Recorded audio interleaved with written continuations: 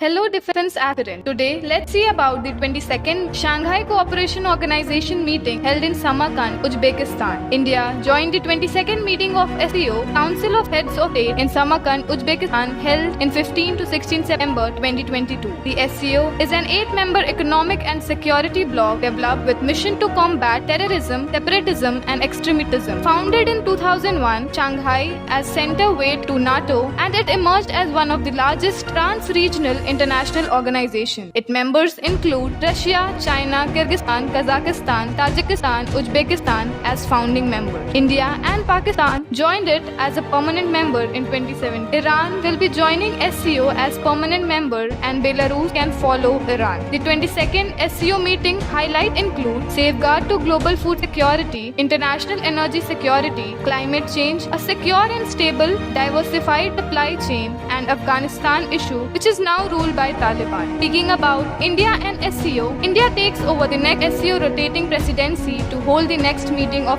SCO in 2023. The city of Varanasi in Uttar Pradesh has been nominated as first ever SCO tourism and cultural capital at the 2022 SCO summit. Thank you. Stay tuned for more such videos.